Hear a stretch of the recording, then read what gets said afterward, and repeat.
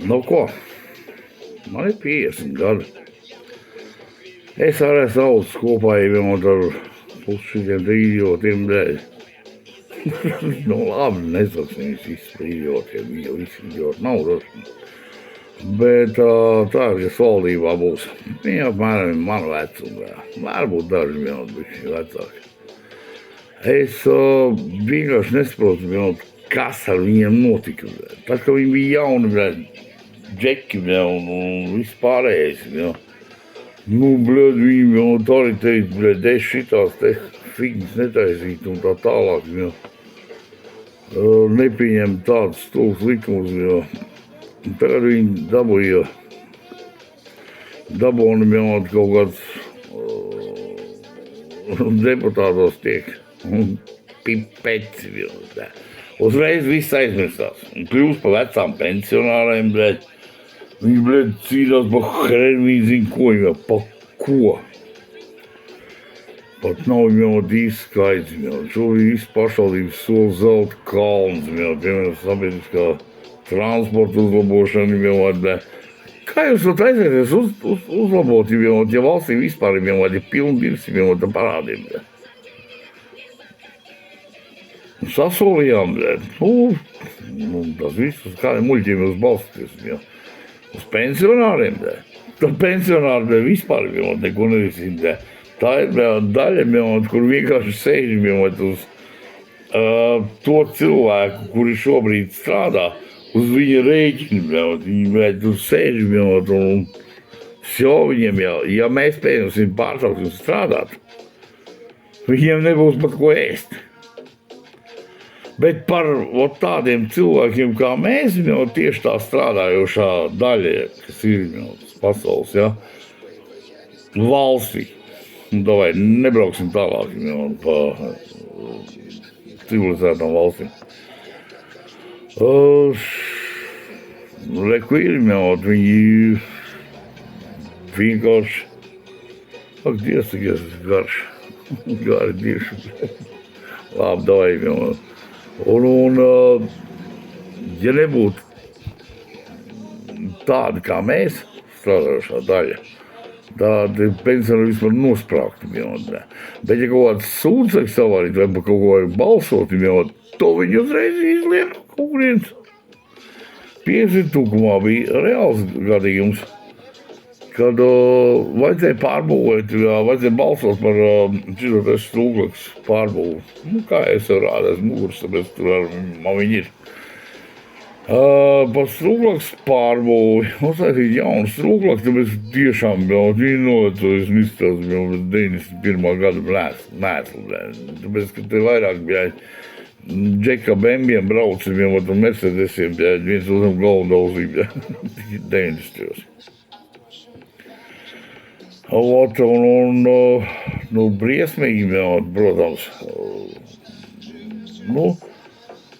Līdz kā jaunā paudze, tie mazie bērni jau aug, viņi jau to nezina. Viņiem nav, paldies Dievam, jāiziet cauri tam, ko gājām mēs savā laikā 90. Un viņi vienkārši tur nesaprot to lietu, bet zato viņam, kā vajadzētu balsot pret to, lai kaut ko pārbūvētu. Tad jobanie pensionāri tur saradās viņam no visurienes. Klausies, viņi tur 100 gadi, neviens nav bijis kretīns. Es pat nezinu, kā viņus saukt, tāpēc, ka viņi tur nekad nav bijuši. Es katru dienu tur braucu, nevienu no viņiem neesmu. Bet tieši tajā brīdī vajadzēja balsot pret to, lai kaut kas tika uzlabots, viņi vēl saradās. Un tagad ir tāds moments, ka šitie vecie sprāgoņi, es runāju tā, kā es domāju, un buklīgi. Un tad šie vecie perdeļi, kas tur savilkās, viņiem arī ir mazbērni. Un viņiem nemaz nav kauns pēc tam viņiem skatīties acīs un pateikt, kā mēs jums kapitāli sapisām dzīvi, kā mēs jums nākotni izrāzām. vienā pakaļā, bļeļ. Vienkārši ņēmām, bļeļ, iedodām caurumu, bļeļ, pat nestāvošiem pimpiem, bļeļ, maucām iekšā, tāpēc, ka mēs esam pensionāri, bļeļ. Nu, tas ir vienkārši kaut kas drausmas, nu kā nahuj.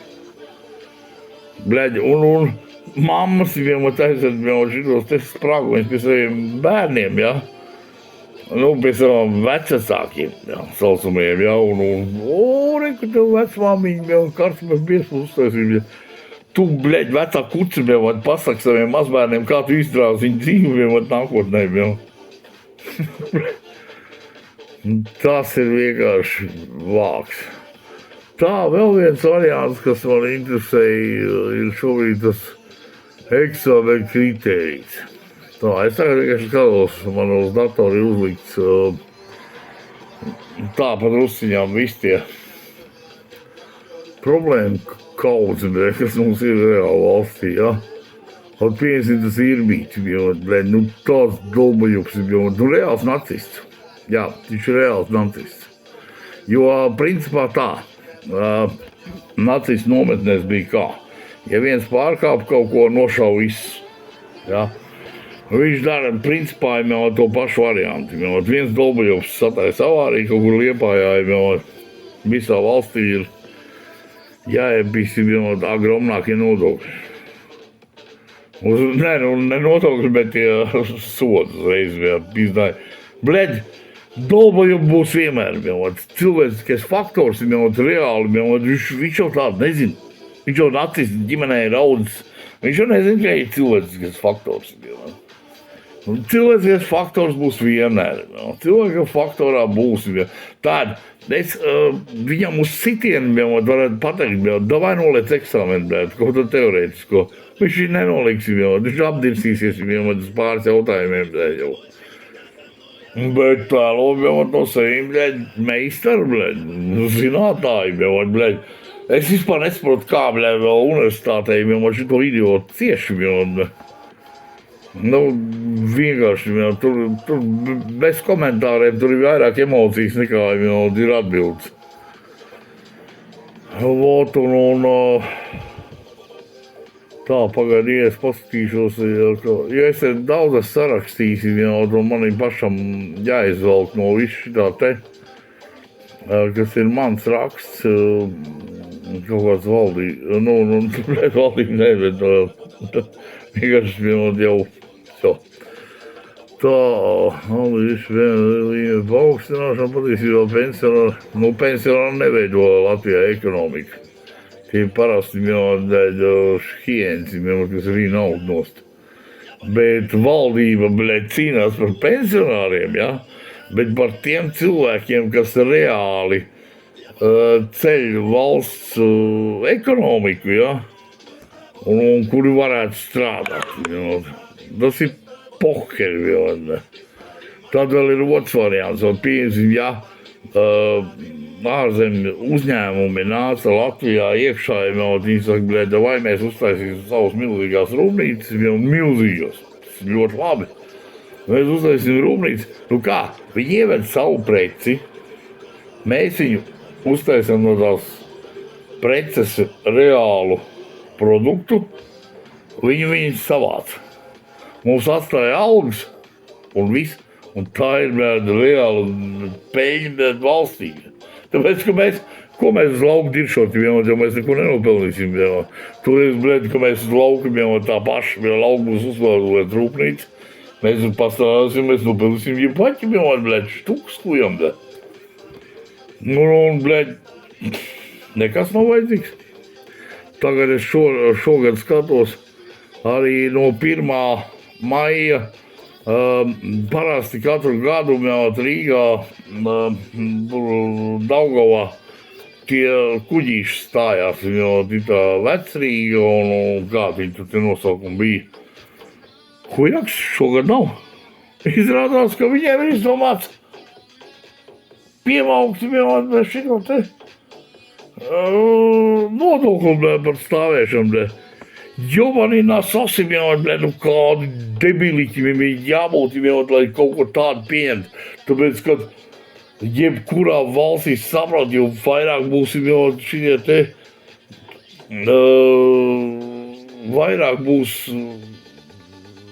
turisti, jo lielāks ienākums, jo viņi atbrauc šeit, piedzerās, un jo vairāk viņi dzer, jo vairāk viņi tērē, saprot, elementāri, un jo vairāk dzer, jo vairāk tērē, jo vairāk naudas paliek. Viņš pērk kafiju vai šņābi, pohuj, viņš no tā viss maksā nodokli, un tas viss nodoklis aiziet kuriem, valdībai, valstī, tas aiziet. Kā var būt tādi debiliķi, ka to visu var noliegt, visu var aizliegt. Viņi tagad tiem kuģīšiem, nabadzīgiem, aizliegt pat pēdējo. Tā jau Latvijā aizbrauc uz Vāciju, kuriem ka kaut kādu pieņem, tur ir bomba, es pat negribu stāstīt. Es esmu skatījies, kādas madāmas tur pa ielām iet, bet tas ir piķis, Reāli, tur pasūties, tā ir nauda, un turisti, tur iet, un tērēji, kur kapeiki. Ai, es pat nesaprotu. Un šitie vecie locekļi, sauksim tā, locekļi.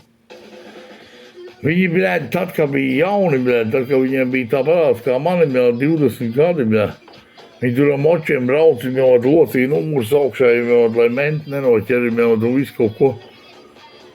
Un tieši tāpēc, locīja tos numurs augšā tikai tāpēc, kā nedrīkstēja dirslocīt augšā tiem javām. Un tad jau, protams, viņi tur, nahuj, kudā šitā tevi, ja es būtu valdībā, es darītu tā. Jūs, kropļi, esat valdībā. Kas ar jums notika? Kurā brīdī jūs no, normāliem dzeļiem kļuvāt par pēdējiem kretīniem? Man vienkārši nav ko pateikt. Es nezinu, varbūt jums kaut kāds, mājas darbs neiedeva norakstīt skolai, ar klases biedru daļas riebiet uzreiz visā Latvijai, Es nezinu, diktācija, kas, notiek jūs galvas.